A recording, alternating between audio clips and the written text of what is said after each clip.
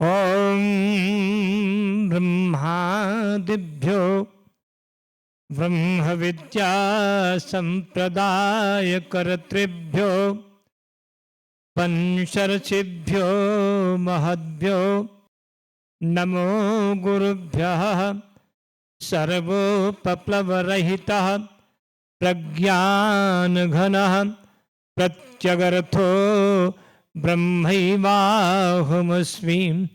ओम शांति शांति शांति।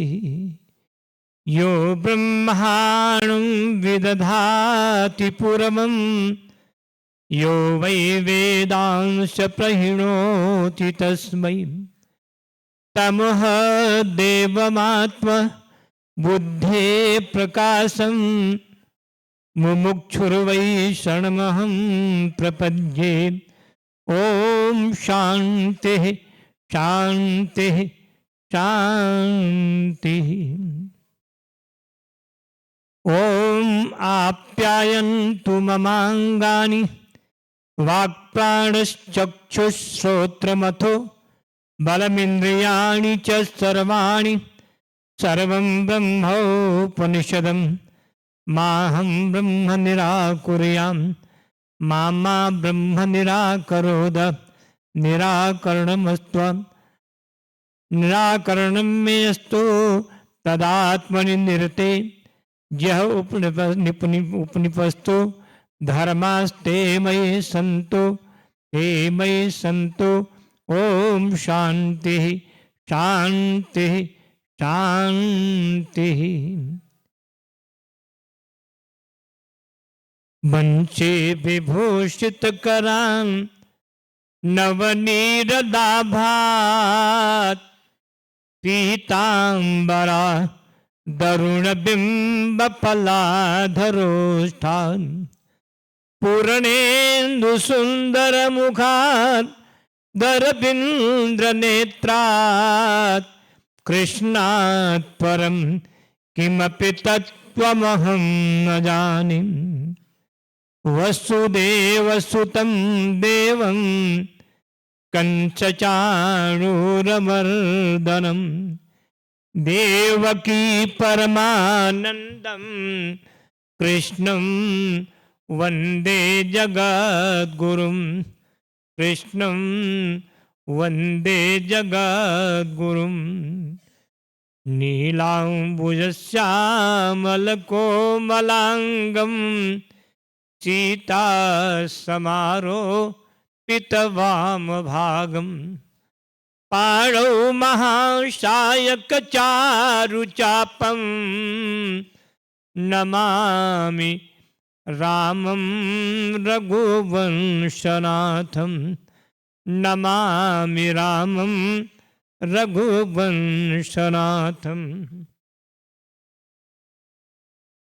अतुलित बलधामं हेमशैलाभदेहं दनुजवन् कृशानुं ज्ञानिनामग्रगण्यं सकलगुणनिधानं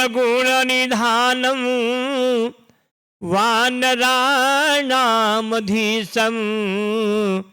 रघुपति प्रियभक्तं वातजातं नमामि। श्री गुरुचरण सरोज रज निज मन मुकुर सुधारि बरनौ रघुबर बिमल जसु जो दायक फलचारि। सियापति राम जय जय मेरे प्रभु राम जय जय। बोलो श्री भगवान भाव भावेश्वर महादेव की। सदगुरुदेव भगवान की। उमापति महादेव की। नर नारायण भगवान की। गणपति गजानन महाराज की। शेरा वाली मात की। बोल साचे दरबार की। सदगुरुदेव भगवान की। वाह। आओ अब इंटर करूँ, कीर्तन करूँ છું, પછી ભગવાન ચરિતામૃત પાન કરવું છે।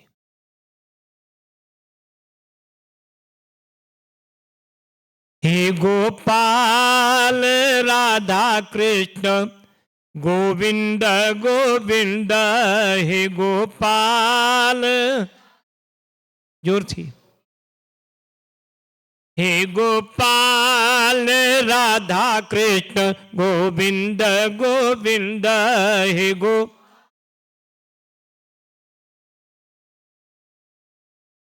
हे गोपाल राधा कृष्ण गोविंद गोविंद, हे प्रेम थी बोलो। हे गोविंद राधा कृष्ण गोविंद गोविंद, हे गोपाल।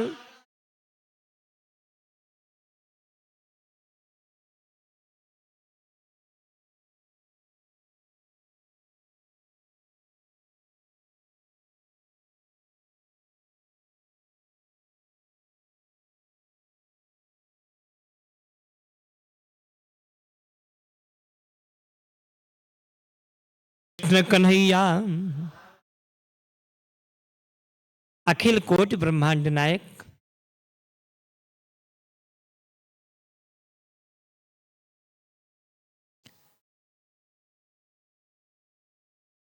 हूँ तो एक बात करूँ छू, इस संसार में वही समय आपका धन्य है,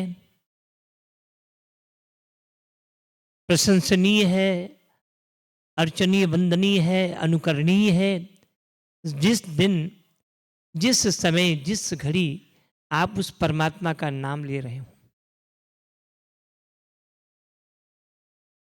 गोस्वामी जी ने लिखा कि धन्य घड़ी सोई जब सत्संगा,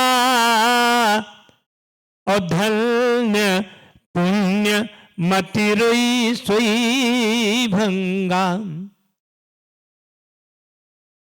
धन्य घड़ी वही समय धन्य है जिस समय आपका सत्संग में निकल जाए, जो समय आपका सत्संग में निकल जाए। धन्य घड़ी सोई जब सत्संगा, और धन्य प्रेम द्विज भगति अभंगा।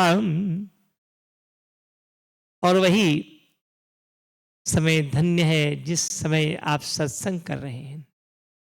सत्संग सत्संग सत्संग नित्य प्रति हमारे लिए विधान है, पशु के लिए नहीं है, पक्षी के लिए नहीं है, मनुष्य के लिए है कि ए मानो तू सदैव सत्संग करो। देखो सत्संग में ही इसका भाव निकलता है। सत्य माने जो सत्य हो, सदैव सत्य का संग करने वाला वही तो सत्संगी है। ऐसा नहीं कि आप आए यहां बैठ करके कुछ भगवान कथा सुन लिए, वो सत्संग तो है, लेकिन सत्संग सदैव अहरनिश। भगवान श्री कृष्ण गीता में कहते हैं, श्रीमद् भगवद गीता में, कि अनन्यास चिंतयन्तो माम ये जनः पर्युपासते तेषां नित्याभियुक्तानां योगक्षेमं वहाम्यहम्। हे अर्जुन, अनन्य भाव से, अनन्य चेता सततम। अनन्य का मतलब समझते हो? न अन्य इति अनन्य, मतलब आपके सिवा और कोई नहीं मेरा। न अन्य मतलब दूसरा नहीं, अनन्य, आपके सिवा मेरा इस संसार में कोई नहीं है। न माता, न पिता, न भाई, न बंधु, न सगे, न संबंधी, कोई भी नहीं है। एकमात्र आप हैं, और आप ही सब रूप में विराजमान है। पत्नी के रूप में, पुत्र के रूप में, पिता के रूप में, यावत रूप में आप ही विराजमान हैं। तो कहा यहां कि बिनु धन्य घड़ी वही समय धन्य है आपका। जब आप सत्संग में बैठे हैं, सत्संग कर रहे हैं, तो वह धनी भगवान श्री कृष्ण कहते हैं कि अनन्य भाव से सततम नित्य सह, सतत और नित्य प्रति, सतत लगातार। एक ऐसे संभव है क्या घर का कामकाज न करें? हाँ, सोचने की बात है। भोजन करते हैं, बनाते हैं, माइयाँ कमा के लाते हैं, सब कुछ करते हैं। महाराज अगर सतत हम भगवान का ही नाम लेंगे, भगवान का सत्संग करेंगे, तो फिर खाएंगे क्या? प्रश्न ऐसा मन में आएगा ना कि अनन्य भाव से अनन्याश्चिंतयन्तो माम ए जना पर्युपासते। उपासते, गुरुदेव ने उपासना का अर्थ बताया था। उपसमीपे, समीप में जो आसन है, बैठना है आपका, यही तो उपासना है। और उपवास का मतलब क्या? कि उपसमीपे यो वासः जीवात्मा परमात्मनो हो। जीव उपवासो सविज्ञेयः यह शरीर से शोषणम। कि शरीर के शोषण का नाम उपवास नहीं है। आप जल न पियो, पानी मत पियो, दूध फलहार मत करो और आप केवल उपवास रखो, इसको उपवास नहीं कहते। उपवास रखो शरीर शुद्धि के लिए, अंतःकरण की शुद्धि के लिए, यह भी जरूरी है। लेकिन उपसमीपे, उपसर्ग है, निश्चयात्मक रूप में है, निश्चयात्मक अर्थ में है कि समीप में जो बैठा हुआ है, किसके? परमात्मा की। जीव आत्मा परमात्मा हो, जो सामीप्य है, नजदीकियां हैं, वही तो उपवास है। और न शरीर से शोषण। मैंने देखा कि जो उपवास करते हैं, कुछ खाते नहीं पीते नहीं, उनका शरीर एकदम दुबला पतला हो जाता है, विषयों का उपभोग नहीं करते। भगवान श्री कृष्ण कहते हैं कि ध्यायतो विषयान पुंस सकल तेसु उपजायते संगा संजायते काम।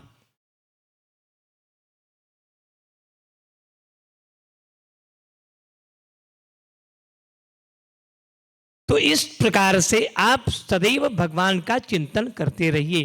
कैसे? कि नाम जपते रहो, काम करते रहो। नाम, काम करते हुए काम करते रहो। राम राम राम राम। श्री भावेश्वर भगवान की जय, श्री भगवान भाव भावेश्वर महादेव की जय। ये उच्चारण होता रहे और हाथों से काम करते रहो। कि काम करते रहो, नाम जपते रहो।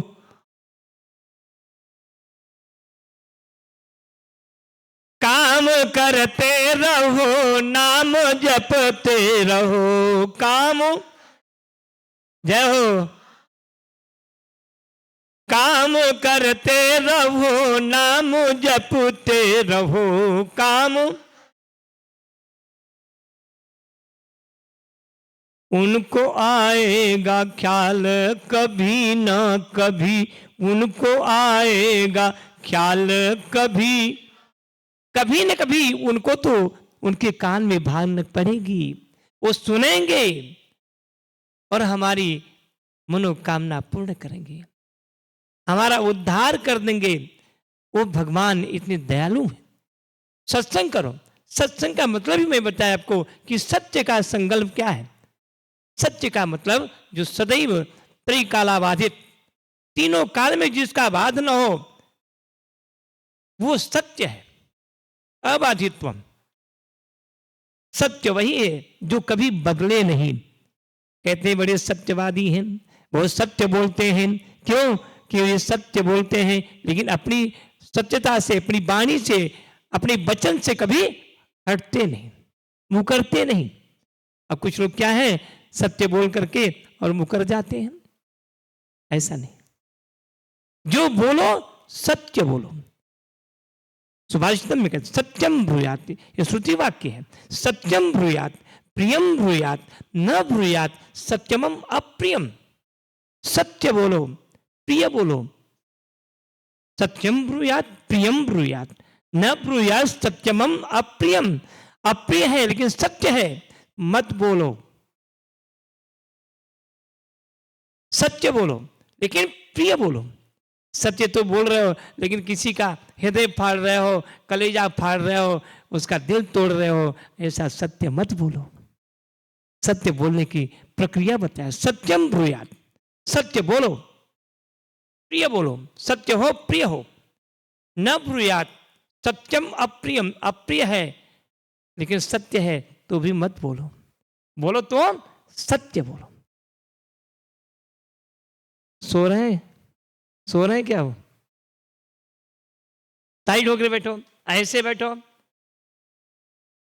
रीढ़ की हड्डी टाइट रहे, ऐसे तो नींद नहीं आएगी।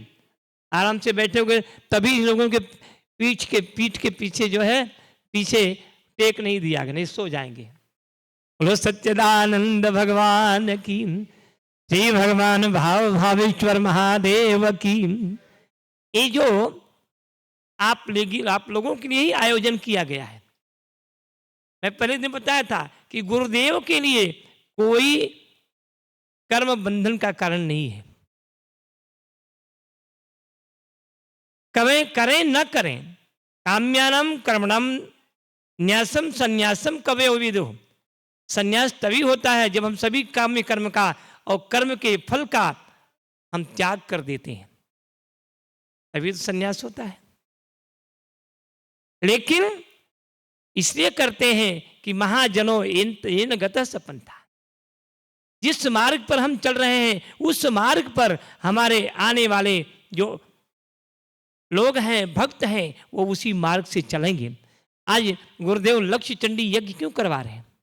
देखो, लक्ष्य चंडी यज्ञ ये करने में कितना कितना खर्च होता है। देखो, बड़े बड़े टोप भरे हुए हैं, कड़ाहा हवन सामग्री से रोज बनाया जा रहा है। हजारों हजारों किलो जो है तिल है, धान्य है, उसमें गूगल है, मखाना है, क्या क्या पड़ा हुआ है उसमें, सब ड्राई फ्रूट पड़ा हुआ है। ऐसा यज्ञ और हमारे गुरुदेव जी कर रहे हैं। ब्राह्मणों के द्वारा, आपके द्वारा आहुति डलवा रहे हैं। क्यों? आपका धन पवित्र हो, आपका मन पवित्र हो, और जहां तक ये पूरे ब्रह्मांड में ये धूम्र का पहुंचेगा, ये धुआं पहुंचेगा, वहां तक सुख में जीवन होगा। श्रीमद् भगवद गीता में भगवान ने कहा, यज्ञाद भवति पर्जन्यो पर्जन्याद दन्न संभवा। यज्ञ से ही बरसात होती है, वर्षा।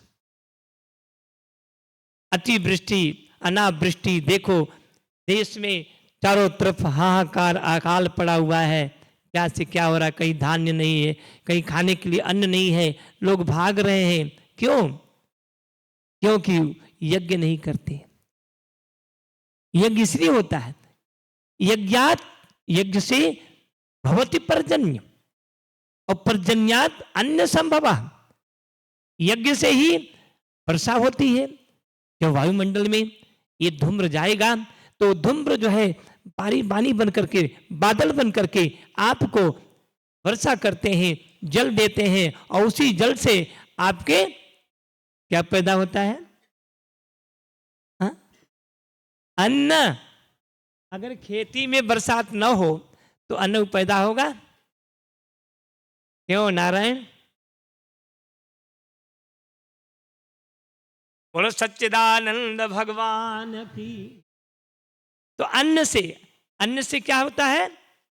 जीव का संचारण होता है, हमारा पालन होता है। अगर अन्न नहीं मिले तो क्या होगा? भूखे मर जाएंगे ना। इसलिए अन्नमय शरीर है, अन्नमय कोश है। ये अन्न नहीं मिले तो शरीर जो है कृष्ण हो जाता है, दुबला पतला हो जाता है, मरणासन्न हो जाता है। इसे अन्न को पैदा करने के लिए क्या चाहिए? जल चाहिए। जमीन है, भूमि है, सब कुछ है, अन्न भी है। अगर बरसात न हो तो अन्न नहीं होगा। तो अन्न के लिए क्या करना होगा? यज्ञ करना होगा। यज्ञात भवति पर्जन्यम, यज्ञ से ही वर्षा संभव है। बरसात अन्न से, यज्ञ से, और यज्ञ से बरसात, बरसात से अन्न, और अन्न से प्राणियों की रक्षा। अन्नाद भवन्ति भूतानि, अन्न से ही इन प्राणियों का, जीव की रक्षा होती है, सबकी रक्षा होती है। इस धराधाम पर पूरे ब्रह्मांड में जितने जीव हैं सबका पालन पोषण अन्न से ही होता है। दुष्काल अगर पड़ जाता है बड़ी हालत खराब होती है। क्यों होती है? इसीलिए कि यज्ञ नहीं हो रहा है। यज्ञ कर्म धीरे धीरे यज्ञ कर्म समुद्भव, यज्ञ ही अब लोग करना बंद कर दिए हैं। कहते हैं महाराज क्यों इतना घी जलाना और जो है अग्नि जलाना, लकड़ी जलाना, तिल जलाना, इससे क्या फायदा? वही रुपए से, उसी से आप गरीबों की सेवा करो। अब सोचो, ये अच्छी बात है कि यज्ञ मत करो। जो यज्ञ में खर्च होने वाला धन है, पैसा है, रुपया है, अन्न है, वो गरीबों में बांट दो। अरे भाई, भले आदमी विचार करो कि आप एक अन्न अगर इस धरा में, पृथ्वी में बोते हो तो कितना अन्न होता है? एक मुट्ठी अन्न डाल दो, बीज डाल दो, उस एक मुट्ठी बीज से कितना अन्न पैदा होता है? उसी प्रकार से एक आहुति से आपके कितना जल वर्षा होती है, और उस जल से, उस वर्षा से आपके अन्न पैदा होते हैं, और उस अन्न से आपका जीवन चलता है। एक का नहीं, हजारों का नहीं, लाखों लाखों करोड़ों लोगों का चलता है। इस यज्ञ का यही फल है। मैं देख रहा हूं कई दिनों से कितना धूम्र उसमें से निकल रहा है, सुगंधित, और उसमें ऐसे ऐसे तत्व पड़े हैं जिससे जो है वायुमंडल में जाकर के और हमारे जीवन का कल्याण करने वाला होता है। ऐसे यज्ञ का मैंने पहले बताया आपको, यज्ञ दान तपः कर्म न त्याज्यम कार्यमेव तत् यज्ञो दानम तपश्चैव पावनानि मनीषिणाम। यज्ञ दान और तप मनुष्य को सदैव करते रहना चाहिए, यावत जीवे, जब तक जीवन है। इससे क्या होगा? आपका अंतःकरण पवित्र होगा, आपको जीवन मिलेगा। इसलिए इस यज्ञ में सब मिल करके और खूब अच्छे ढंग से, और महाराज श्री का आप लोग हाथ बटावे। स्वामी जी भले नहीं बैठ रहे हैं, देखो, लेकिन संकल्प उनका यही है कि सर्वे भवन्तु सुखिनः सर्वे सन्तु निरामयाः सर्वे भद्राणि पश्यन्तु मां कश्चित् दुःख भाग भवेत्। हे मां पीताम्बरा, हे भगवान श्री भावेश्वर महादेव, हे सदगुरुदेव जी, आपके चरणों में बैठा हूं, यही प्रार्थना करता हूं कि सर्वे भवन्तु सुखिनः, सब सुखी हो, सर्वे निरामया सर्वे भद्राणि पश्यन्तु, सब भद्र देखें, भद्र बोले, कल्याण हो सबका। इसी भावना से यज्ञ से भगवान जो है, भगवान भावेश्वर का आवाहन करके और यहाँ यज्ञ करा रहे हैं। लक्ष्य चंडी यज्ञ, जो कि लोगों के लिए प्राय असंभव नहीं तो बिल्कुल साध्य भी नहीं है। ये सब गुरुदेव जी हमारे 5 लक्ष्य चंडी यज्ञ करा चुके हैं। प्रथम यज्ञ जो है वो हमारे मुंबई में गोरेगांव में हुआ था। बड़ा भारी विशाल वो प्रांगण था, जमीन थी, उसी में गुरुदेव ने, वो तो अपनी कथा बता रहे थे। तो ये कोई साधारण काम नहीं है, साधारण क्रिया नहीं है, यज्ञ और फिर ऊपर से दान, त्रिणीकरण हो रहा है। अभी अब कल रविवार है ना, कल देखिए कितना लोग हैं गुरुदेव, और एक एक के पीछे कितना कितना दे देते हैं। ये सब दोनों हाथ से नहीं, लुटा रहे हैं। यही तो है यज्ञ दान। अगर दान करते हो तो आपका धन पवित्र होता है, यज्ञ करते हो तो आपका मन पवित्र होता है, तप करते हो, इनसे क्या होगा? आपका पूरा शरीर अंतःकरण पवित्र होगा। तो यज्ञ दान तप कर्म न त्याज्यम कार्यमेव तत्, ये त्रिणीकरण यहां हो रहा है। तीनों कर्म को कभी भी नहीं त्यागना चाहिए मनुष्य को। बोलो सदगुरुदेव भगवान की। सब सुस्त बैठे हो, कीर्तन करोगे? अभी अब आप लोग गर्म नहीं हुए हो, आओ कीर्तन करो। जय जय राधा रमण गिरधारे, जय जय, जोर से बोलो। जय जय राधा रमण गिरधारी जय। गिरधारी श्याम बनवारे गिरे। जय जय राधा रमण जय जय राधा रमण जय जय। वाह वाह। जय जय राधा रमण गिरधारी जय। गिरधारी श्याम बनवारे गिरे। बोलो कृष्ण कन्हैया। एक सेकंड देता हूं, गुरु जी आ जाएंगे। तो आप समझ रहे हैं बात को। यज्ञ दान और तप तीनों चीजों को मनुष्य को नहीं छोड़ना चाहिए। आपका मन पवित्र होगा। पावनानी मनीषिणाम। ये पशुओं के लिए नहीं है, पशुओं के लिए नहीं है, मनुष्य के लिए है।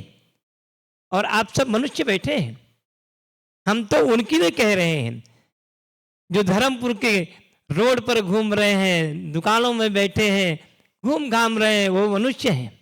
मनुष्य हैं। एक बार की बात मुझे आती है कि एक शिष्य अपने गुरुदेव के पास में गया, शिष्य था, और 12 साल तक वह गुरुदेव के चरणों में सुबह उठ करके, प्रातः काल उठ करके, स्नान आदि से निवृत्त होकर के प्रणाम करता था। और प्रतिदिन गुरुदेव उसको क्या कहते थे मालूम है? क्या आशीर्वाद देते थे कि मनुष्य बनो। क्या बनो? जोर से बोलो। તમે મનુષ્ય નથી? મનુષ્ય છે કે નહીં? તમે મનુષ્ય છો, મનુષ્ય છે। तो रोज गुरुदेव यही आशीर्वाद देते थे कि मनुष्य बनो, मनुष्य बनो, मनुष्य बनो। एक दिन उस शिष्य का एक मित्र आया मिलने के लिए 12 साल के बाद। 12 साल तक गुरुदेव यही बोलते रहे, यही आशीर्वाद देते रहे कि जोर से बोलो, मनुष्य बनो। वह मित्र जब मिलने को आया तो गुरुदेव ने उसे, भाई शिष्य ने कहा अपने मित्र से कि चलो भाई गुरुदेव को प्रणाम करते हैं। अच्छी बात, चलो मैं भी चलता हूं। अब वो अपने मित्र को लेकर के आया और गुरुदेव के पास में जैसे वो प्रणाम करता है वैसे ही उसका शिष्य मित्र भी प्रणाम करता है। मित्र भी प्रणाम करता है। प्रणाम किया तो गुरुदेव ने क्या आशीर्वाद दिया? मनुष्य बनो, मनुष्य बनो। अब उसका मित्र जब गया रूम में, निवास स्थान पर, कहा भाई मित्र मेरे, ये बताओ तुम्हें कितने साल हो गया? कहे भैया मेरे को तो 12 साल से ज्यादा हो गया। कि तू बता, तू मनुष्य नहीं बना अभी तक? तू मनुष्य नहीं है। यही मनुष्य बनने के लिए गुरुदेव तेरे को आशीर्वाद देते हैं और 12 साल से तू यहां रह रहा है, क्या तू मनुष्य नहीं है? तो उसने कहा भाई मेरे को तो गुरुदेव यही आशीर्वाद रोज देते हैं, मनुष्य बनो, मनुष्य बनो। तो उसको बड़ा थोड़ा सा तकलीफ हुआ, दुख हुआ कि मेरे मित्र जब ने ऐसा कहा कि मनुष्य बनो, मनुष्य बनो, गुरुदेव 12 साल से आशीर्वाद दे रहे हैं, तो क्या मैं मनुष्य नहीं हूं?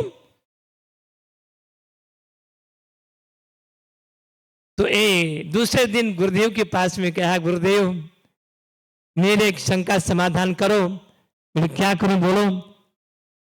कहा ये बताइए, 12 साल से मैं गाय का गोबर साफ कर रहा हूं, गाय की सेवा कर रहा हूं, आश्रम में झाड़ू लगा रहा हूं, भोजन बना रहा हूं, सब क्रिया कर रहा हूं, और आप मुझे रोज यही आशीर्वाद देते हैं मनुष्य बनो, मनुष्य बनो, मनुष्य बनो। तो क्या मैं मनुष्य नहीं हूं?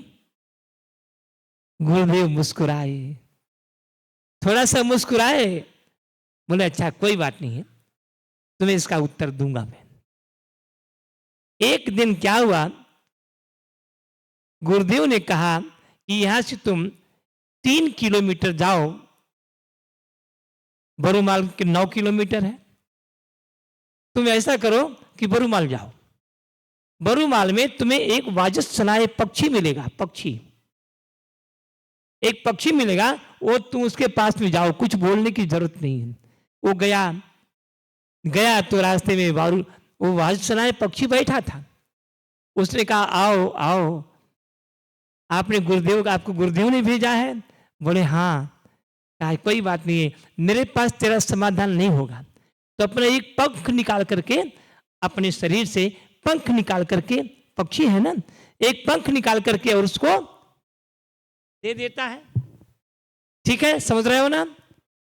एक पंख निकाल के उसको देता है कि यहां से तुम फिर 3 किलोमीटर दूर जाओ, एक नगर है, उस नगर में राजा अपने, राजा हमारी आवाज बरोबर न थी, क्या करके रखो, अब इसे मुंह में डालू तो फिर बोलू, एम नहीं पड़ा, आवाज ठीक कर।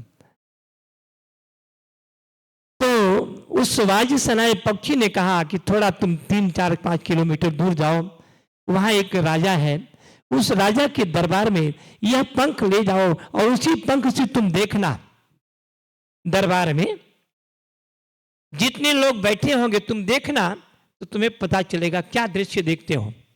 अब वो उस पंख को लेकर के जाता है, राजा के दरबार में सारे प्रजा बैठी हुई है, और उस पंख से देखता है तो क्या देखता है, कोई घोड़ा, कोई गधा, कोई हाथी, कोई बिल्ली, सुन रहे हो ना, है मनुष्य के रूप में, लेकिन कोई गधा, कोई हाथी, आप लोगों की बात नहीं कर रहा हूं मैं,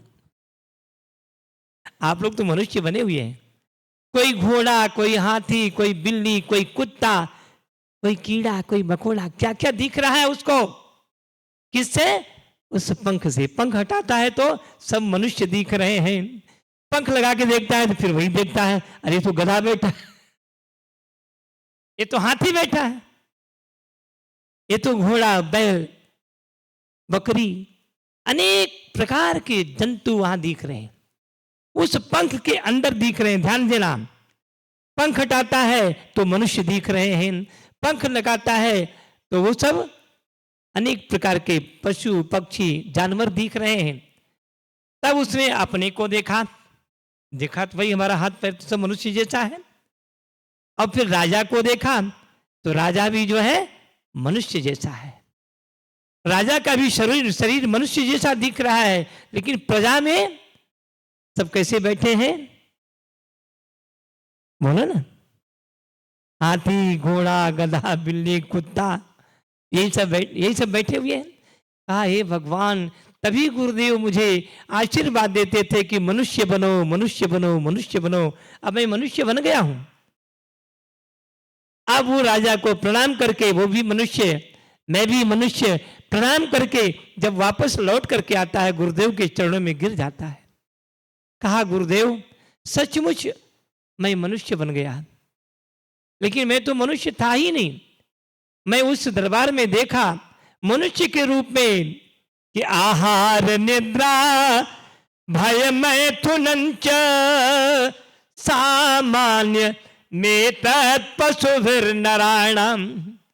आहार करना, भोजन करना, निद्रा करना, भय भय डरता डरना, और मैथुन आदि क्रिया करना, ये तो मनुष्य भी कर रहा है, और बोलो जोर से, पशु भी कर रहा है।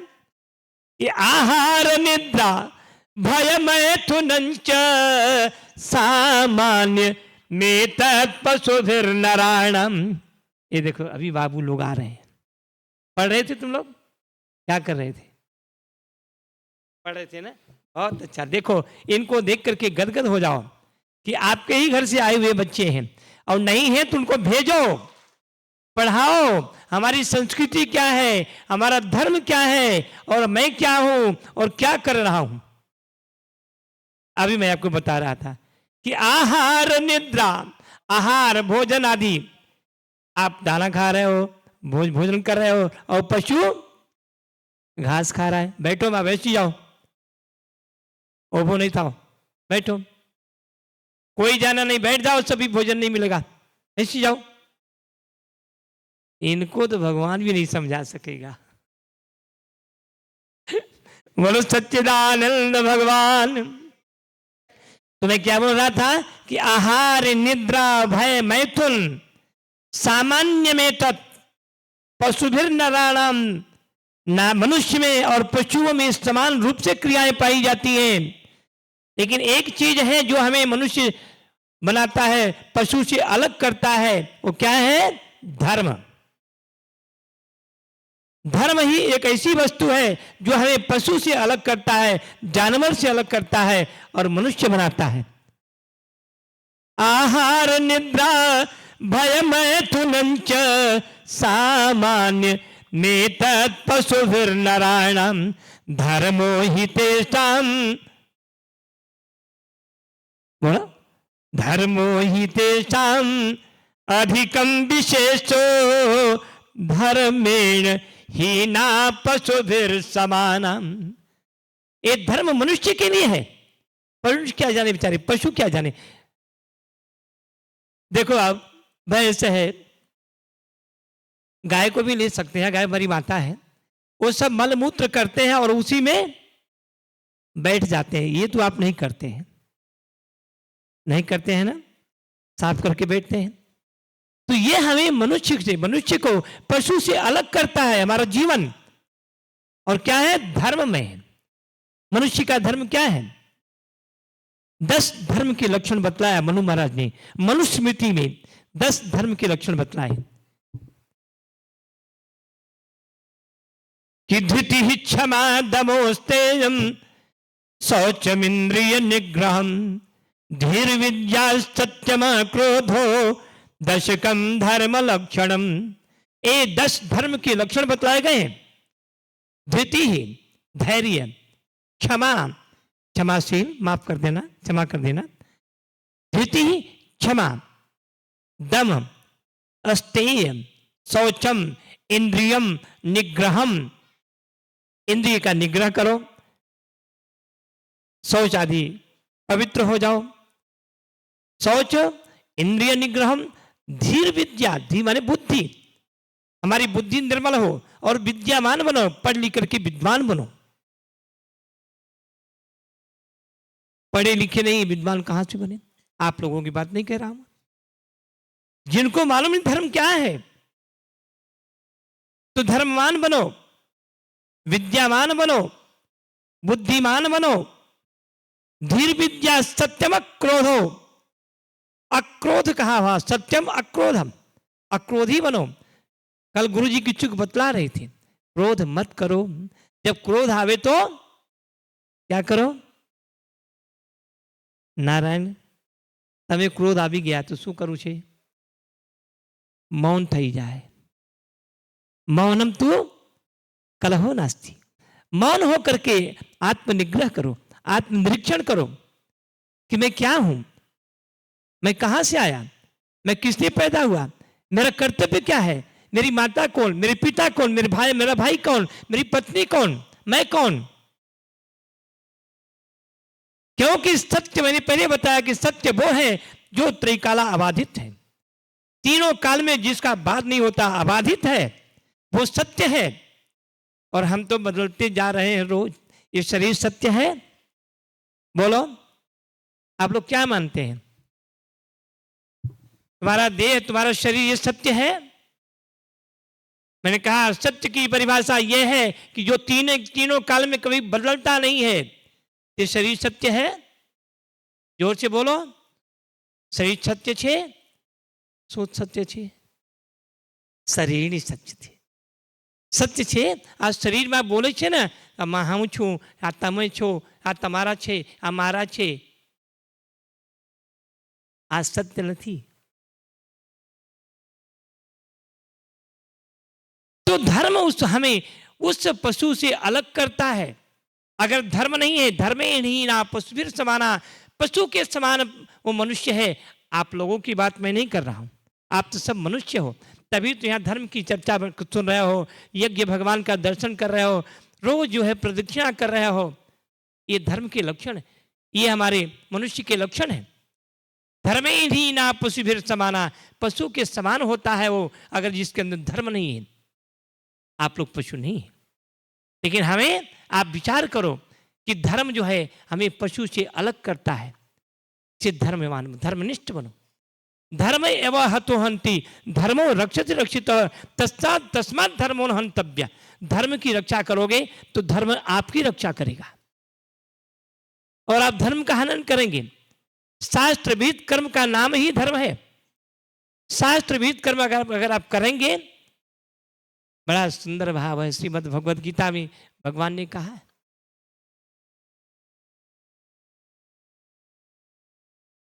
कि कर्म को समझो,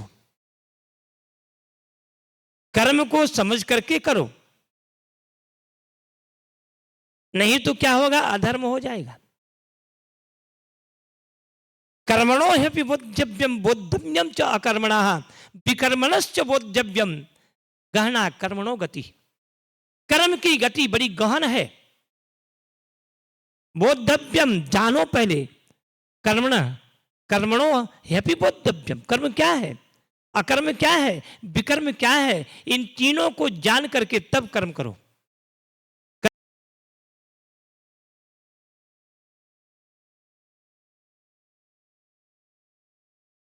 शास्त्र भीतम कर्म, शास्त्र भीत जो कर्म है वो कर्म है और शास्त्र के विरुद्ध जो कर्म है वो अकर्म है। तो अकर्म से कभी फल की सिद्धि नहीं होगी, कर्म से फल की सिद्धि होगी। शास्त्र जो हमें बताता है, शास्त्र विधि, शास्त्र जैसे हमें यज्ञ करने के लिए कहा, तो यज्ञ कैसे हो रहा है, बोलो, शास्त्र से हो रहा है ना। वो श्लोक बोल रहे हैं, मंत्र बोल रहे हैं, दुर्गा सप्तशती का उच्चारण हो रहा है, पाठ हो रहा है, पाठात्मक भी और हवनात्मक भी यज्ञ हो रहा है। शास्त्र विधि कर्तव्य जो है कर्म है और अशास्त्रीय जो है वो कर्म नहीं अकर्म है। और एक होता है विकर्मण। कर्मणो ह्यपि बोद्धव्यम बोद्धव्यम च विकर्मण अकर्मणश्च बोद्धव्यम गहना कर्मणो गति ही। कर्म की गति बड़ी गहन है। तो कैसे क्या करें, कर्म को जानो, अकर्म को भी जानो। कर्म क्या है, शास्त्र विहित जो कर्म है, शास्त्र का विधान जो करता है वो तो कर्म करो, और जो शास्त्र विहित नहीं है वो मत करो। आज लोग क्या कर रहे हैं, अपनी मर्जी से अपनी इच्छा से कर रहे हैं, हवन भी कर रहे हैं, सब कुछ कर रहे हैं, लेकिन शास्त्र विहित नहीं है। तो शास्त्र विहित नहीं है तो अकर्म है। कर्म करो शास्त्र विहित। आपको समझ लो थोड़े में ही कि जो शास्त्र निर्देश करता है वो कर्म है, और जो शास्त्र जिसका निषेध करता है वो अकर्म है। और एक होता है विकर्म। विकर्म समझते हो, विकर्म किसे कहते हैं? आप श्वास ले रहे हो, श्वास ले रहे हो, खा रहे हो, पी रहे हो, मल मूत्र त्याग कर रहे हो, ये जरूरी है, ये शास्त्र विहित है, ये विकर्म है। आपका श्वास चल रहा है तो चल रहा है, सांस रुक जाएगी मर जाओगे। तो ये कोई शास्त्र विधान नहीं करता कि तुम्हें इतनी श्वास लेना है, इतना ही श्वास लेकर के तुम जीवित रहो, नहीं। तो श्वास हम ले रहे हैं, ये विकर्म है। समझ रहे हो ना? हम श्वास ले रहे हैं, ज्यादा विस्तार में नहीं जाऊंगा। श्वास लेना, खाना, पीना, मलमूत्र त्यागना, मैं तू करना, यहां से वहां जाना, ये कोई शास्त्र विहित कर्म नहीं है। ये सब अशास्त्रीय है, अकर्म है। और ये विकर्म है, सॉरी विकर्म है। करोगे तो भी, नहीं करोगे तो ही चलता रहेगा, ये रुकने वाला नहीं है। श्वास लेना कोई शास्त्र विहित है? शास्त्र कहता है श्वास लो, आप लोगे ही लोगे, नहीं लोगे तो मर जाओगे, ये विकर्म है। इसी प्रकार से कर्म करो, लेकिन शास्त्र में जान करके, शास्त्र पढ़ करके, शास्त्र के अनुरूप कर्म करो। जैसा हमारे गुरुदेव यज्ञ करा रहे हैं, यज्ञाद भोधि परजन, यज्ञ से ही सारे शरीर की शुद्धि, अंतःकरण की शुद्धि, हमारे धन वैभव ऐश्वर्य की शुद्धि, और हम जो कुछ भी खा रहे हैं, कल बताया था मैंने कि यज्ञ शिष्टासीन संतो, यज्ञ से अवशिष्ट अन्न का अवश्य भोजन करना चाहिए, भक्षण करना चाहिए। इससे क्या होगा, आपका शरीर, आपका अंतःकरण पवित्र होगा। जब अंतःकरण पवित्र होगा, कहते हैं ना प्रसाद लेके ही जाना। क्यों प्रसाद लेके जाना है? घर में क्या भोजन नहीं है, बनाए हैं, लेकिन नहीं, ये प्रसाद है। जब भगवान को अर्पण हो जाता है तो वही प्रसाद बन जाता है, और उस प्रसाद से श्रीमद् भगवद गीता में भगवान ने कहा कि प्रसादी सर्व दुखा नाम, सारे दुखों की निवृत्ति तुम्हारी उस प्रसाद से होगी। प्रसादी सर्व दुखा नाम हानि अश्च उपजायते, प्रसन्न चेतो सो ह्यासो बुद्धि पर्यवतिष्ठति। आपकी बुद्धि अवतिष्ठित होगी, निर्णयात्मक शक्ति आएगी, बुद्धि आपकी निर्मल होगी, अंतःकरण पवित्र होगा। किससे? प्रसाद से। तो प्रसादे सर्व दुख का नाम। आप यज्ञ से शिष्टासन संतो, यज्ञ से अवशिष्ट जो अन्न है उसका प्रसाद अवश्य लेना चाहिए। अब ना लिए आप जाएंगे नहीं मुझे मालूम है, लेकिन मैं उनको कह रहा हूं जो बाहर घूम रहे हैं, क्या इस बरूमाल में इतने लोग हैं? इतने लोग ही रहते हैं? नहीं, लाखों लोग रहते होंगे, लेकिन सबके भाग्य में नहीं है कि बिनु सत्संग, गोस्वामी जी ने कहा कि विवेक न होई बिनु सत्संग। इस सत्संग में ही बताया जाता है। ये ज्ञान तभी होगा आपको जब आप सत्संग में बैठ करके श्रवण करेंगे कि बिनु सत्संग विवेक न होई। और ये कैसे सुलभ होगा कि राम कृपा बिनु सुलभ न सोई। जब भगवान की कृपा होगी हमारे ऊपर तभी हम सत्संग में बैठेंगे। सत्संग तभी कर सकते हैं आप जब परमात्मा की कृपा हो, गुरुदेव की कृपा हो, नहीं तो मुश्किल है। सत्संग में जाना बड़ा कठिन होता है। ये ही सरयावत अति कठिनाई, राम कृपा बिनु आई न जाई। सत्संग में जाना बड़ा कठिन है। यही सर, ये नदी बह रही है, यहां गंगा बह रही है, मालूम है कैसे? कि तत्रैव गंगा यमुना च वेणी गोदावरी सिंधु सरस्वती च। यहाँ गंगा यमुना गोदावरी सरस्वती नर्मदा ताप्ती सब बह रही है। यहाँ सब आकर के तत्रैव गंगा यमुना च वेणी, आप सब में स्नान कर रहे हैं यही बैठे बैठे गुरुधाम आश्रम में, सदगुरुदेव की कृपा में, छत्र छाया में। तत्रैव गंगा यमुना च वेणी गोदावरी सिंधु सरस्वती च। गंगा यमुना गोदावरी ताप्ती नर्मदा सरस्वती सब यहां आकर के निवास करती हैं, बह रही हैं।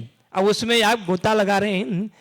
यत्राच्युतोदार कथा प्रसंग, जहां भगवान सदगुरुदेव की मुखार बिंद से और भगवान का नाम चरितामृत पान कराया जा रहा है, वही गंगा यमुना सरस्वती सब निवास करती हैं। तत्रैव गंगा यमुना च वेणी, वेणी माने त्रिवेणी संगम, गंगा यमुना त्रिवेणी संगम सब यही हो रहा है। यत्र अच्युतोदार कथा प्रसंग, जहां अच्युत भगवान की कथा प्रसंग का वो हो रहा है, प्रसारण हो रहा है, हमें बताया जा रहा है, सुनाया जा रहा है। ऐसी जगह जब आप बैठेंगे, लेकिन समस्या है, क्या समस्या है? यहां आना बड़ी कठिन है कि यही सर आवत अति कठिनाई, राम कृपा बिनु आई न जाई। भगवान की महती कृपा आपके ऊपर है, भगवान की असीम अनुकंपा है कि आप यहां बैठे कष्ट सह करके, कि जो करी कष्ट, कष्ट उठा के, कष्ट सहन करके, तकलीफ उठाकर, तकलीफ सहन करके अगर आप यहां पहुंच गए तो क्या होगा कि जो करी कष्ट जाव पुनि कोई, तजात ही नींद जुड़ानी ही सोई। आहा, नींद आ जाती है, यहां आते ही सोई, जाते ही नींद जुड़ाई सोई। क्यों? ठंडा ठंडा लगता है ना, पवित्र है भगवान का नाम, भगवान का चरित्र, भगवान का गुणानुवाद इतना सरल सुगंध, और उसमें अगर बैठ जाओ तो आपको ऐसा महसूस होता है सारे ताप त्रिताप आपका दूर हो जाता है। ऐहिक है, दैविक है, भौतिक है, तीनों ताप से आप अलग बैठे हैं। अगर इसी समय किसी की मृत्यु हो जाए, आपकी नहीं, ऐसी कल्पना भी नहीं करना, आपकी मृत्यु तो होगी ही नहीं। इसी समय कि राम का नाम, भजन सुने हो? नहीं, जोर से बोलो। नहीं, कि राम का नाम लेकर जो मर जाएंगे, राम का नाम लेकर जो मर जाएंगे, वो अमर नाम दुनिया में कर जाएंगे। वो राम का नाम लेकर जो मर जाएंगे, राम, जोर से बोलो, राम का नाम लेकर जो मर जाएंगे, राम, राम का नाम लेकर जो मर जाएंगे, राम, वो अमर नाम दुनिया में कर जाएंगे। राम का नाम लेकर जो मर जाएंगे, राम, वो अमर नाम दुनिया में कर जाएंगे। वो ए न पूछो कि मर कर किधर जाएं, ए न पूछो किधर जाएंगे, ए न पूछो, न पूछो, ए न पूछो कि मर कर किधर जाएंगे, ए न, ओ जिधर भेज देंगे उधर जाएंगे। सभी बैसी जाओ, गुरुदेव चरणों में नमस्कारों को प्रणाम करो। अहिया हूँ अहिया विराम लेવું છું।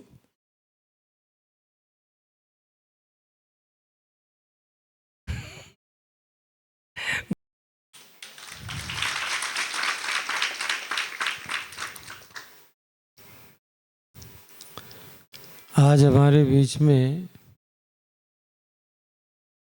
हमारे धारासभ्य एमएलए जीतूभाई चौधरी, તમે બધા જ ઓળખો છો, કંઈ પરિચય આપવા જેવું છે નહીં, બધાને જ ખબર છે કે કોણ છે, અને મારા દીકરા છે। બધા જ મને બહુ વાલ કરે છે, બહુ પ્રેમ કરે છે।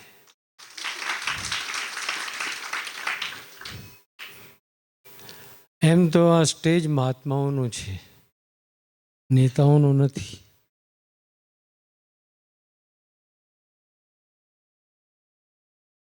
वो मेरे को ऐसे दिख रहा है।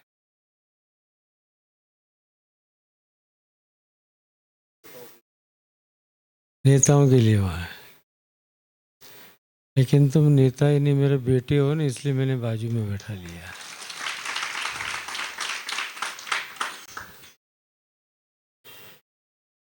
और दूसरी ओर देखो, हमारे अखाड़े के आह्वान अखाड़े के सभापति श्रीमंत सेक्रेटरी, ये तीनों महापुरुष भी आप लोगों को दर्शन देने के लिए आ गए।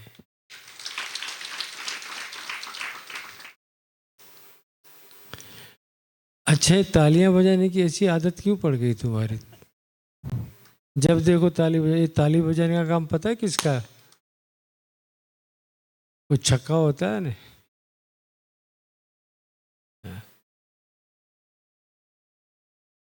काहे तालियां पीटते हो? ताली दो ही जगह शोभा देती है, या तो कीर्तन में या कव्वाली में। बाकी जो तालियां बजाई जाती है ना, वो अपनी खुशी का इजहार है, प्रसन्नता का प्रकटीकरण है। हम अपनी प्रसन्नता को अभिव्यक्त करते हैं, लेकिन उसका भी क्षण होता है। हर क्षण के ऊपर ताली कूटते रहो न तो फिर उसी लाइन में चले जाओगे जो मैंने बोला न। हाँ, इसलिए शांतिથી સાંભળો અને વિવેકપૂર્વક તાલી આપો. એમ જ નહીં, તમારી તાલીઓ બહુ જ મહત્વપૂર્ણ હોય છે, એની કદર કરો.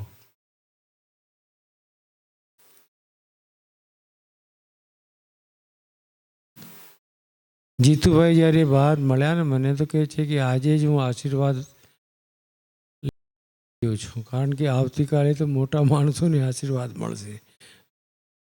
મેં કીધું કે તમારા માટે મોટું જ છે ભાઈ. मैंने गले लगाया. હું એમને કહીશ કે બે શબ્દ આપણા આદિવાસી ભક્તોને ગુરુ ભક્તિ માટે અને એ જે યજ્ઞ થઈ રહ્યો છે એના માટે બે શબ્દ કે પછી હું શરૂ કરીશ. ઇनको दो माइक इधर, अंदर आ जाओ. ગુરુ આટલો જ અવાજ મહાપ્રસાદ લેવાનો બપોરે બાકી હશે ને. સદગુરુ બ્રહ્મલીન અખંડ મહારાજ કી, ભાવ ભાવેશ્વર ભગવાન કી. આજના અવસર, યજ્ઞનો જે અવસર છે એને આપણે અવસર કહીએ, કારણ કે આ યજ્ઞ કરવો 100 કુંડી સતકુંડાત્મક 100 કુંડ છે. કારણ કે આપણને યાદ છે આજથી ઘણા વર્ષો પહેલા ભરુમાળની અંદર એક મોટું મેદાન છે, એમાં 1000 કુંડી 1000 कुंडी यज्ञ करेलो. उसका एक गुरुजी एक किस्सा है, मैं બોલો બોલો. गलत मत लगाना, नहीं, बोलो. हंसने जैसा भी और सोचने जैसा भी है. हम એ યજ્ઞની અંદર અમે બધા જ ત્યારે ઘણા બધા એમાંના ભક્તો નથી, ચાલી ગયા, સ્વર્ગલોક થઈ ગયા.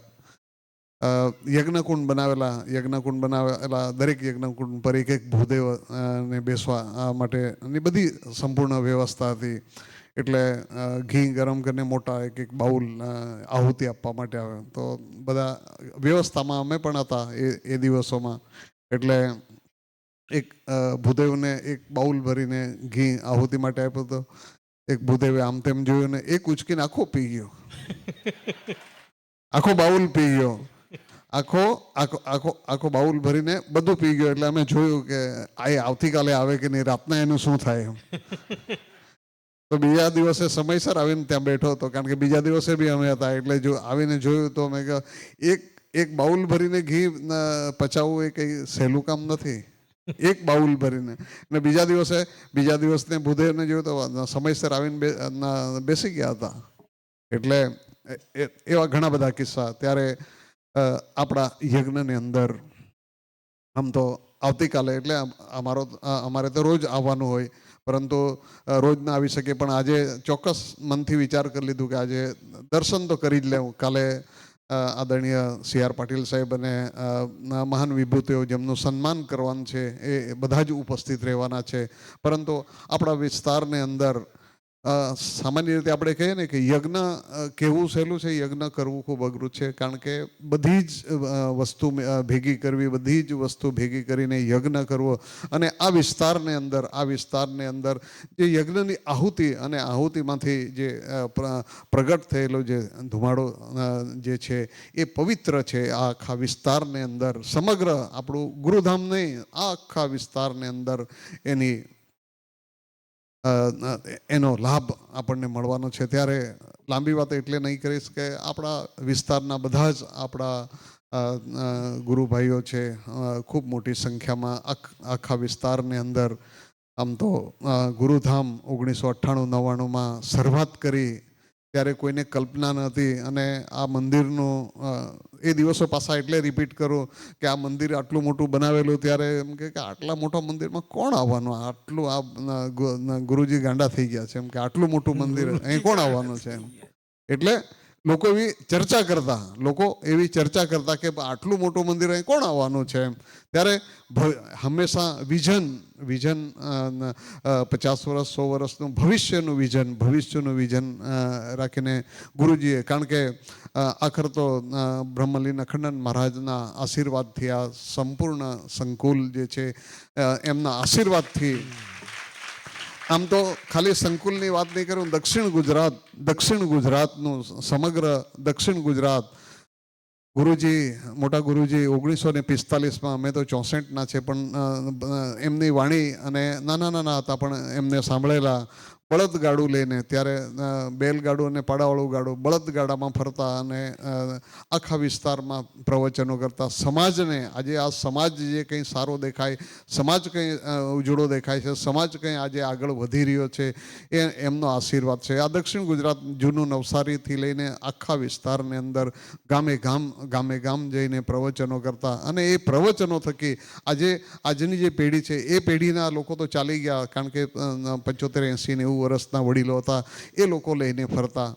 એમના જ બધા વારસદારો આપણે છે ને એના થકી આજે સારા દેખાય છે. અને આ જે કંઈ થઈ રહ્યું છે એમનો આશીર્વાદ છે. એના પછી ગુરુજીએ સંભાળી લીધું અને સંભાળ્યા પછી આખા વિસ્તારની અંદર જેમ જ્યારે ભાવેશ્વર ભગવાનની પ્રાણ પ્રતિષ્ઠા કરવાનો, ત્યારે આખા વલસાડ જિલ્લાની અંદર સમગ્ર આખા વિસ્તારમાં આપણે ભગવાનને શોભાયાત્રા કાઢી, શોભાયાત્રા ગામે ગામ લઈ જઈને શોભાયાત્રા લઈ ગયા, લાવીને પ્રાણ પ્રતિષ્ઠા કરી. ત્યારબાદ આ સંકુલ આપણું જે ગુરુધામ છે એ ગુરુધામ સમગ્ર આજે ભારત દેશમાં ને વિશ્વની અંદર કોઈ પણ અમે આખા વિસ્તારમાં ગમે ત્યાં ફરી અમને પૂછે કે ભાઈ ગુરુધામ જવાના છે તો ગુરુધામ ત્યાંથી કેટલું દૂર, તમે રહો છો ત્યાંથી કેટલું દૂર, વલસાડથી કેટલું દૂર, તમે અમને એડ્રેસ આપીએ કે ભાઈ ગુરુધામ એક ધરમપુરથી, અને ધરમપુરમાં એક રાજચંદ્ર મિશન આશ્રમ પણ આવી ગયો. એટલે નકશાને અંદર, નકશો તો હતો જ પણ એ નકશાની અંદર વધારેનો આપણો ઉમેરો થયો છે. ત્યારે આવા ગુરુધામને અંદર આજના યજ્ઞની અંદર આપ સૌ પ્રવચન, ગુરુજીનું પ્રવચન સાંભળવાનું મારાથી થોડું વધારે બોલાઈ ગયું છે, માફ કરજો. આજના કાર્યક્રમને આનંદ અને આજના ગુરુજીના પ્રવચન થકી આપ સૌને બધાને આ માર્ગદર્શન મળશે. જય ગુરુદેવ. ત્યારે અહીંયા સડક હતી જ નહીં, રોડનું નામ જ નહોતો. કાચા પાકા રસ્તાઓમાં જતા, ક્યાંક તો ગુરુદેવ પગપાળા ચાલતા અને આદિવાસીની ઝોપડી સુધી પહોંચતા. અને એ જ તપસ્યા, એ જ ભાવ પ્રત્યેક આદિવાસીના હૃદયમાં આવી ગયો છે. વર્તમાન કાળ થોડુંક પરિવર્તિત થયું છે. દેશકાલ અને પરિસ્થિતિઓના હિસાબે હું સમજી सकूं છું, बदलाव आया है, लोगों के विचारों में भी आया है, संस्कारों में भी आया है, जो कि गुरुदेव के डाले हुए बीज वृक्ष के रूप में जब ऊपर आए, पल्लवित और कुसुमित हुए, फलान्वित हुए, तो ये फल मैं खा रहा हूँ और मैं अनुभव कर रहा हूँ कि गुरुदेव ने जो कुछ किया था वो आप सबके कल्याण के लिए किया था. और वो फल अकेला मैं ही नहीं, आप सब भी खा रहे हैं, आप सब भी खा रहे हैं. हमारे जीतू भाई भी उसी वृक्ष के एक फल है. एक अरविंद भाई और केम नहीं साथ आए आज मीटिंग में. अभी आजकल इन दोनों की जोड़ी है. आवती काले आवशे, आवती काले तो आवशे. हाँ, रिसीव करवा माटे बेटा हूँ यहाँ थी. स्वामी गोपालानंद जी ने भी, एक भगवा कपड़ा वाला महात्मा भी होना चाहिए. अस्तु, मैं सभी को धन्यवाद और आशीर्वाद देते हुए प्रवचन का प्रारंभ करता हूँ. महादेव महादेव महादेव महादेव महादेव। ओम।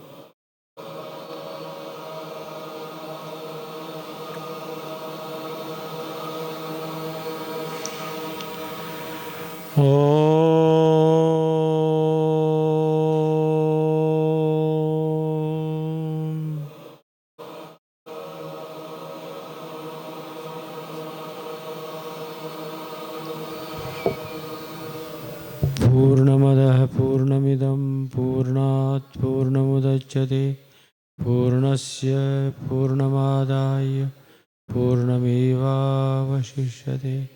ओम शांति शांति शांति। शंकरं शंकराचार्यं केशवं बादरायणं सूत्रभाष्यकृतौ वन्दे भगवन्तौ पुनः पुनः भगवन्तौ पुनः पुनः। ईश्वरो गुरुरात्मेति मूर्तिभेद विभागिने व्योमवद्व्याप्तदेहाय दक्षिणामूर्तये नमः दक्षिणामूर्तये नमः। ओम शांति शांति शांति। हमारे जूना अखाड़े के महामंडलेश्वर स्वामी शंकरानंद जी महाराज मेरे पोते शिष्य हैं। होता तुम्हारे यहाँ होता है ऐसा नहीं है, हम सन्यासियों में भी होता है। नाद के द्वारा हमारे यहाँ शिष्य परंपरा से पुत्र पौत्रादिकों का संबंध होता है। नाद ब्रह्म, शब्द ब्रह्म से। तो ये मेरे गुरु भाई के शिष्य हैं, तो मेरे क्या हो गए, पड़पोते हो गए ना। और मजे की बात है, महामंडलेश्वर होने के बावजूद भी, एक बहुत बड़े मठ के मठाधीश होने के बावजूद भी उनमें समर्पण का भाव है। इनके अनेक कार्यक्रम थे, मैंने आज्ञा दिया कि नहीं आप मेरे पास रहो, मुझे कंपनी दो। उन्होंने सब प्रोग्राम छोड़ दिए और मेरे पास यहाँ बैठ गए। और रोज आपके पास पे पहले आकर के 1-1.5 घंटा। आज तो पेट भरा होगा थोड़ा, नहीं भरा, सुनाते हैं आपको बहुत अच्छी अच्छी बातें। आज मैं सुन रहा था गीता का एक श्लोक जिसकी व्याख्या कर रहे थे, उसी की बात मैं भी थोड़ी बता देता हूँ और बात को पूरी करेंगे। अनन्यास चिंतयन्तो माम ये जनाः पर्युपासते तेषां नित्याभियुक्तानां योगक्षेमं वहाम्यहम्। इस श्लोक की व्याख्या कर रहे थे और फिर जब मैं अंदर प्रवेश किया तब नाम पर आ गए थे। तो नाम की बात बाद में करूँगा, फिलहाल आपको मैं अनन्यास चिंतयन्तो माम की बात बताता हूँ। भगवान श्री कृष्ण गीता में,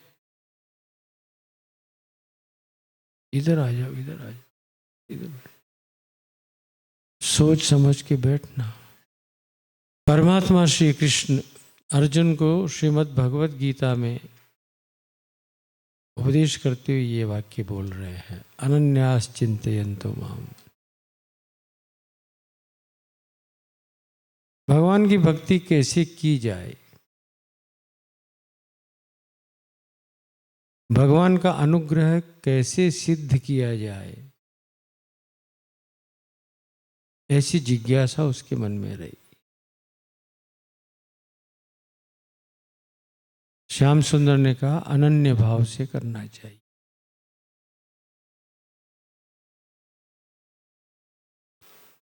अनन्यत्व का हमारे टीकाकारों ने बहुत ही अच्छा अर्थ किया है, भाष्य किया है। नान्यः अन्यः अन्याश्रयो नास्ति यत्र तत्र अनन्यत्वम। अन्याश्रय का त्याग हो जाए और एकाश्रय की सिद्धि हो जाए तो मान लेना चाहिए यहाँ अनन्यता हो गई। तो अन्याश्रय छोड़ करके और केवल एकाश्रय सिद्ध कर लेना, जिसको हिंदी भाषा में भी कहते हैं एक साधे सब सदे, सब साधे सब जाए। एक को सिद्ध कर लो, सब कुछ सिद्ध हो जाएगा।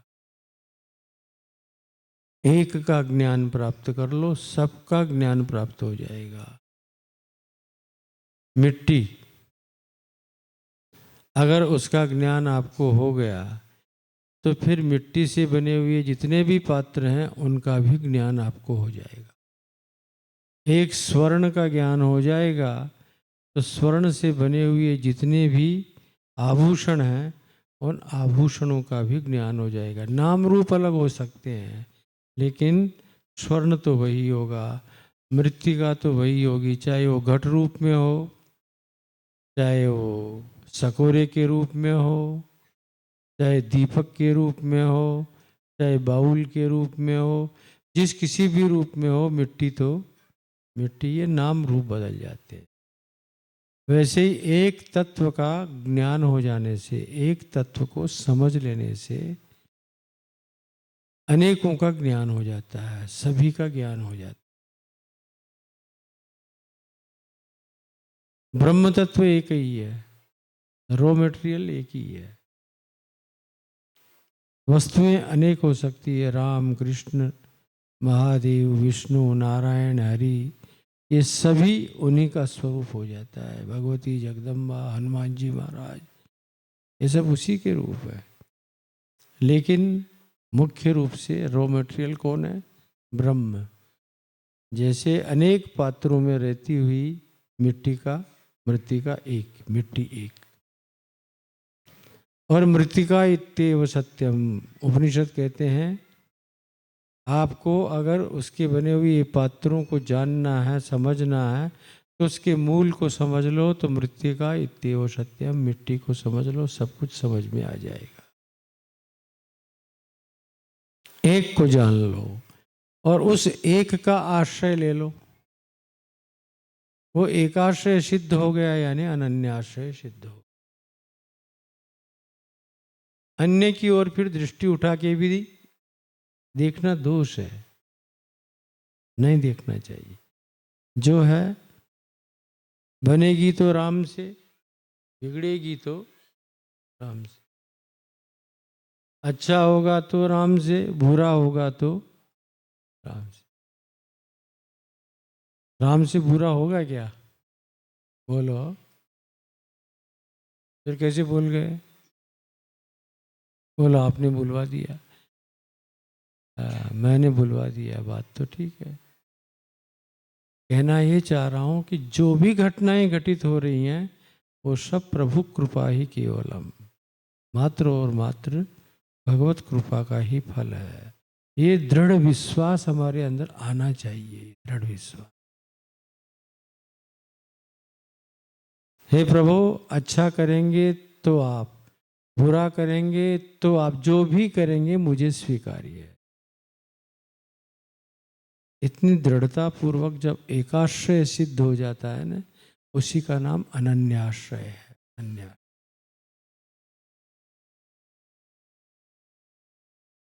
अनन्यास चिंतयन्तो माम, ऐसे अनन्य भाव से जो मेरा चिंतन करता है। एक बार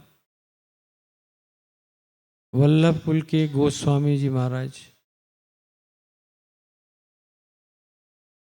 84 कोष की परिक्रमा लेकर के व्रज यात्रा करने निकले थे। व्रज में 84 कोष की परिक्रमा लगाने का संविधान है, परंपरा है। लोग जाते हैं 84 कोष की यात्रा करते हैं, परिक्रमा करते हैं। आप आदिवासी भक्तों को इस विषय में जानकारी कम हो सकती है, लेकिन जो यूपी मध्य प्रदेश से आए उनको मालूम है कि 84 कोष की परिक्रमा लगाई जाती है।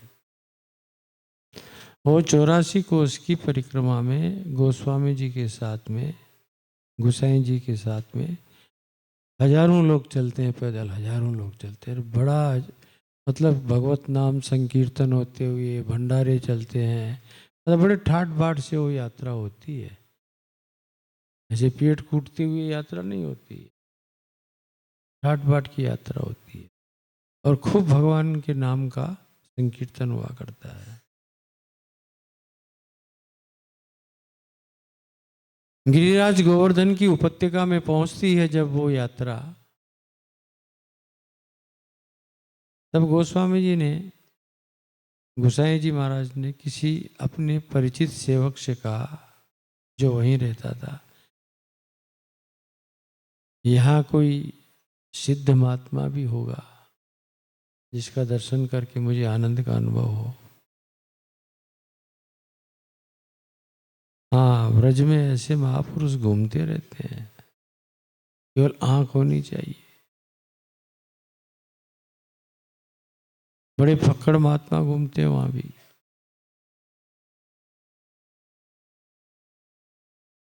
तो उन्होंने कहा हाँ, हम पता लगाते हैं। पता लगाया गया तो एक महात्मा जी शाम के समय में माथे के ऊपर चारा, वो जो होती है ना जवारी, वो जवारी काट के और माथे पर रख के लेके आ रहे थे।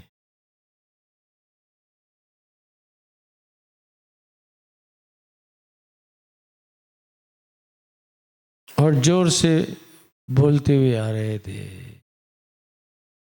राधे श्याम राधे श्याम राधे श्याम।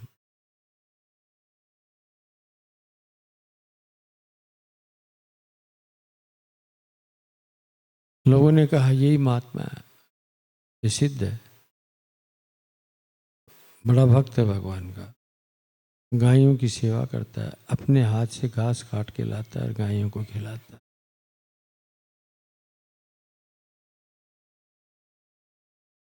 जाकर के उस संत से निवेदन किया, गोसाई जी आपको याद कर रहे हैं, पधारिए, चलिए। वो संत स्वयं अवाक, विचार करने का, मुझे क्यों बुला रहे हैं भाई, ठीक है तुम कहते हो चलता हूं। आ गए। जो ही गोस्वामी ने उनको देखा, गोसाई जी ने देखा, तो कहा महाराज आपका परिचय, कौन है आप? तो वो तो फक्कड़ था, उसने कहा तुम कौन हो? प्रश्न उन्होंने किया आप कौन है, इन्होंने क्या जवाब दिया, तुम कौन हो? तो नम्रता से गोस्वामी जी ने कहा मैं अनन्य हूं, मैं अनन्य हूं। आप कौन है? वो फक्कड़ ने कहा मैं फनन्य हूं।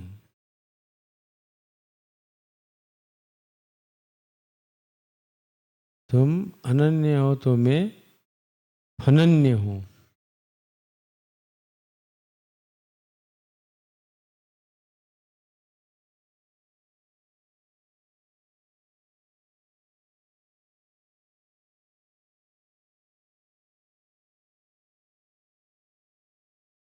ने कहा फनन्य क्या होता है? तो उन्होंने कहा अनन्य क्या होता है?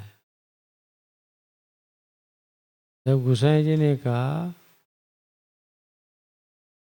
जो राम, शिव, विष्णु, नारायण, हनुमान, जगदम्बा, इन सब का आश्रय न लेकर के और केवल कृष्णाश्रय लेता है, वह अनन्य होता है, वह अनन्य होता है। अब आप बताइए फनन्य क्या होता है? तो संत ने कहा जो राधे श्याम के अलावा कुछ बोलता ही नहीं वो फनन्य होता है। तुमने तो इतने नाम ले दिए, मैं तो केवल और केवल राधे श्याम राधे कृष्ण, इसके अलावा कुछ नहीं बोलता हूँ। ऐसे महात्मा बहुत वहाँ के ऊपर हुआ करते हैं। एक महात्मा केवल राधे राधे बोला करते थे, राधे राधे। और अगर कोई उनके सामने राधे राधे न बोले तो कहा करते थे, "ए, राधे राधे रट, नहीं तो सामने से हट।"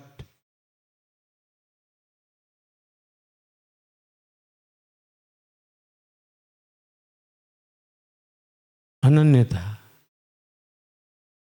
अनन्याश्चिंतयन्तो माम, अनन्य भाव से जो मेरा चिंतन करता है, ये जनाः पर्युपासते,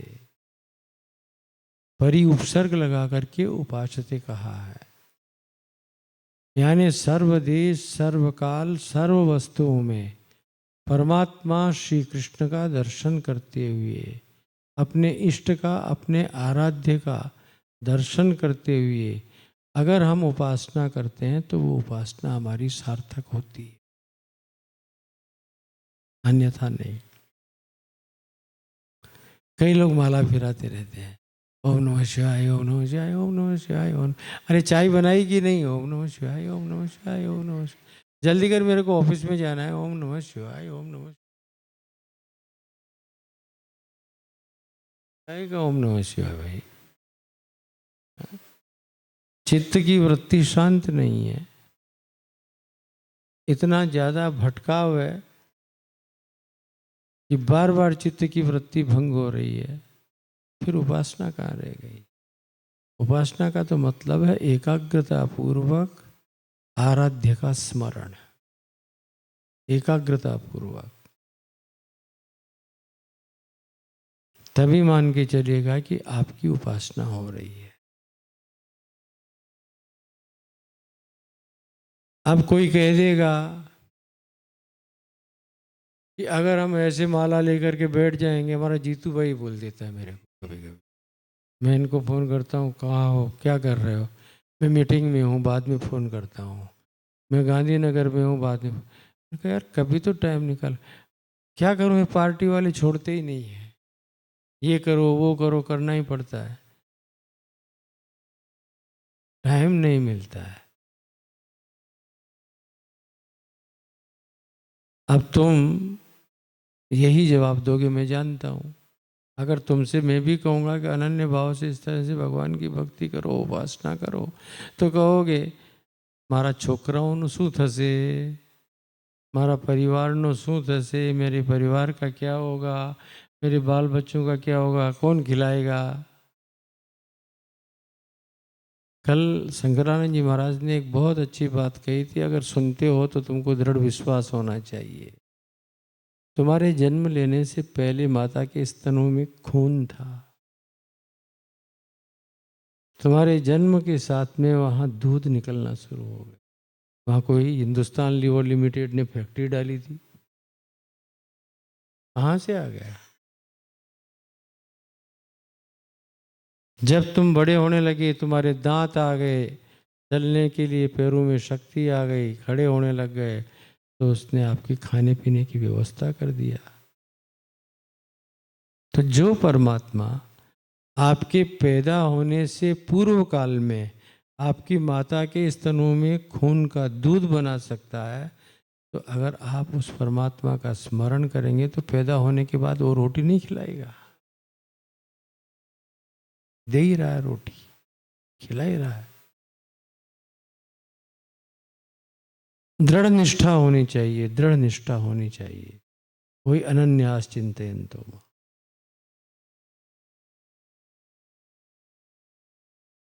लेकिन जीव जो है ना, बहुत जल्दी विश्वास नहीं करता है ना।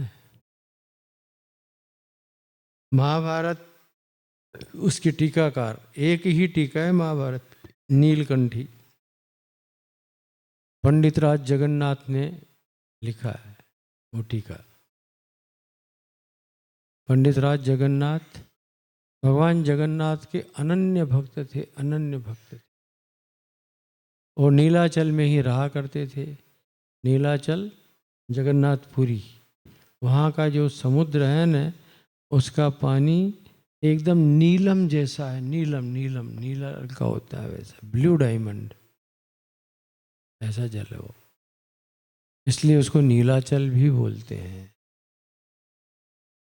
उस नीलाचल के ही तट के ऊपर वो रहा करते थे और महाभारत की टीका लिख रहे थे।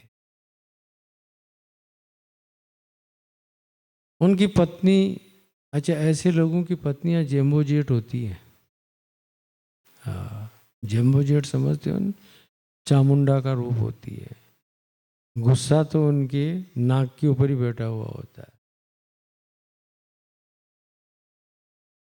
भक्त की पत्नी, विद्वान की पत्नी, वो यही सोचती क्या बेकार के अंदर ये कलम चलाता रहता है बेटा बेटा। तुकाराम जी महाराज की पत्नी, अरे बाप रे बाप, वो भी जेम्बो जेट। एक दिन कहने लगी, गन्ने की सीजन आई है, जाओ गन्ना तोड़ के लाओ, मेरे को गन्ना खाना है। तुकाराम जी महाराज गए बेचारे, खेत में से गन्ना लेकर के तोड़ के लाए। गन्ना भी बहुत सारे ले लिए। अब रास्ते में बच्चे लोग मिल गए और वो कहने लगे, अमालास दिया, हमको भी दो, हमको भी दो। तो उनको देते देते घर पहुंचे तो एक ही बचा और जाके कहा, लो ये गन्ना लाया हूं। बोला एक ही? बहुत गुस्सा आया उसको।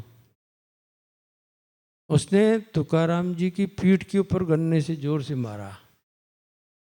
उस गन्ने के 2 टुकड़े हो गए। तुकाराम जी महाराज ताली बजाने लगे और खुश हो गए। तो बोलती, हंस क्यों रहे हो? बोला, कितना अच्छा किया तुमने, मेरे को तोड़ना पड़ता, तुमने तोड़ दिया, आधा तुम खाओ आधा मैं खाता हूं।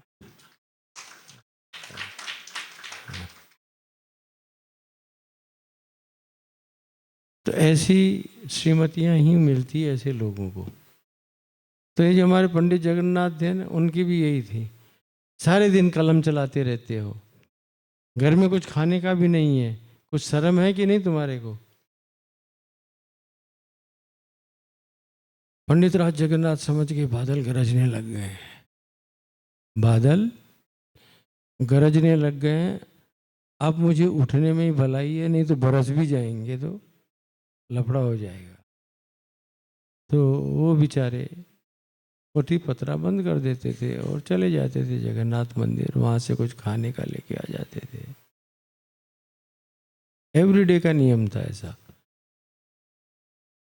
एक दिन महाभारत की टीका करते करते, आपको याद होना चाहिए, समझना भी चाहिए कि ये जो श्रीमद् भगवत गीता है ना, ये महाभारत में ही प्रकट हुई है। तब श्रीमद् भगवत गीता की टीका लिखते हुए ये श्लोक आया, अनन्यास चिंतयन्तो माम ये जनाः पर्युपासते तेषां नित्याभियुक्तानां योगक्षेमं वहाम्यहम्। जो नित्य युक्त होकर के मेरी उपासना करते हैं, मैं उनका योगक्षेम स्वयं वहन करता हूँ। ददाम्य हम नहीं कहा, वहाम्य हम कहा, मैं वहन करता हूँ। देखो, योग शब्द का अर्थ होता अप्राप्त वस्तु की प्राप्ति, उसका नाम योग। और फिर क्षेम, प्राप्त हुई वस्तु का रक्षण। मान लो तुमको 1000 रुपये का नोट मिल गया, आजकल तो बंद हो गया, 500 ही रह गया है, 500 का मिल गया है, और वो 500 का नोट तुम्हारे हाथ से कहीं खो जाए तो अच्छा लगेगा? बोलो, संभाल के रखते हो कि नहीं? 500 के नोट को संभाल के रखते हो ना। क्षेम, उसी का नाम योगक्षेम है, उसका नाम योग, संभालना। तो भगवान अप्राप्त वस्तु की प्राप्ति भी करवाते हैं अप्राप्त वस्तु की प्राप्ति भी करवाते हैं और प्राप्त वस्तु का क्षेम भी करते हैं, रक्षण भी करते हैं। पता नहीं क्या लगा पंडित जगन्नाथ को, कहने लगे नहीं यार ये गलत है, व्यास जी महाराज ने भांग पी के लिख दिया योगक्षेमम माम्य। भगवान कोई कुली है जो खुद वहन करेगा? यहाँ उन्होंने काट दिया उस शब्द को और वहां लिख दिया ददाम्यहम, योगक्षेमम ददाम्यहम, ऐसा लिख दिया। बस इतने में वो पत्नी आ गई उनकी और जोर से चिल्लाने लगी, कुछ भी नहीं, एक दाना भी नहीं है खाने के लिए और तुम अभी तक लगे ही हुए हो। उन्होंने तत्काल पोथी 15 बंद किया, गए समुद्र में स्नान किया और भगवान जगन्नाथ के दर्शन किए। वहाँ से एक हांडी उनको रोज पंडित देता था चावल और दाल की, वहाँ मिलती ही है, तो वो हांडी लेकर के और घर पहुँचे। घर पहुँचे तो श्रीमती जी तो दरवाजे पे ही बैठी हुई थी। तुमको शर्म नहीं आती है? पंडित जगन्नाथ विचार करने लगे, मैं तो समुद्र स्नान किया, भगवान जगन्नाथ के दर्शन किया, इसमें शर्म वाली काम मैंने कोई किया ही नहीं था और ये एकदम बम्बार्टमेंट कर रही है, तुमको शर्म नहीं आती है? तो पंडित राज जगन्नाथ ने कहा, देवी ऐसा तो कोई काम मैंने नहीं किया जिससे मेरे को शर्म आए। बोला कैसे नहीं किया? अच्छा मैंने कुछ किया है तुम्हारी जानकारी में तो बोलो। बोला है ना, वो एक छोटा सा बच्चा यहाँ आया था और तुमको शर्म नहीं आई, उसके ऊपर एक एक बोरा लाद के भेज दिया, एक बोरा चावल, एक बोरा शक्कर, एक बोरा दाल और ये घी का डब्बा। वो छोटा सा बच्चा उसके माथे के ऊपर तुमने रख करके भेज दिया यहाँ के ऊपर, और वो नहीं उठा रहा था। उसने कहा कि नहीं मैं नहीं उठाऊंगा, तो तुमने लाफा मारा और उसको यहाँ से खून आ गया, यहाँ से काट दिया तुमने। एकदम पंडित राज जगन्नाथ ने कहा, तुम क्या कह रही हो? मैंने किस बच्चे को भेजा था? मैंने किसी को नहीं भेजा। लेकिन विद्वान थे, भक्त थे, तत्काल समझ गए और आए महाभारत की टीका में और वापस उस ददाम में हम शब्द को काट दिया और वहां में हम लिख दिए। भगवान योगक्षेम का वहन करते हैं, अपने माथे के ऊपर ढोकर के भगवान ला सकते हैं। तो परमात्मा तो अनन्य भाव से अगर कोई व्यक्ति चिंतन करता है, मैं तो अपना अनुभव कहता हूँ मित्रों आप लोगों को। अभी जीतू ने भी कहा आपसे, कुछ नहीं था यहाँ पर, जंगल था ना, हम आए तो झोपड़ियों में ही आके तो रहे थे, यहाँ स्मशान भूमि थी, लेकिन गुरु आज्ञा थी, अनन्य भाव से श्रद्धा से आकर के बैठ गए और दृढ़ निश्चय लेकर के बैठे थे, कार्यम वा साधेयम शरीरम वा बाध्येयम। आज ये शंकरानंद भी कह रहे थे कि मैं कल्पना कर रहा था क्या था और आज यहाँ क्या हो गया। गुरु कृपा ही केवलम। आप भी अनन्य भाव से जुड़िए, दिखावा मत कीजिए, समर्पण का भाव रखिए हृदय के अंदर। आपको भी वही सिद्धि मिल सकती है जो स्वामी विद्यानंद को मिली है, लेकिन तब जब आपका भाव समर्पण का होगा। सर्वतो भावेन, समर्पित भाव से अगर आप जुड़ते हैं तो निश्चित है कि आपको भी सफलता मिलेगी ही मिलेगी।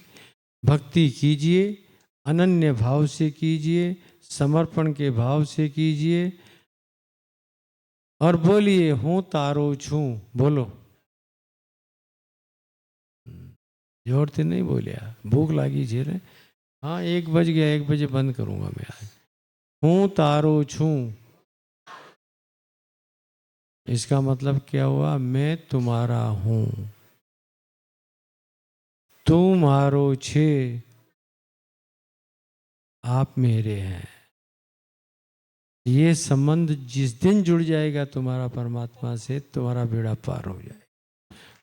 ओम शांति शांति शांति। पूर्णमद पूर्णमिदं पूर्णात् पूर्णमुदच्यते शङ्करं शङ्कराचार्यं केशवं सूत्रभाष्यकृतौ वन्दे भगवन्तौ पुनः पुनः ईश्वरो गुरुरात्मेति मूर्तिभेदविभागिने व्योमवद्व्याप्तदेहाय दक्षिणामूर्तये नमः। ॐ शान्ति शान्ति शान्ति।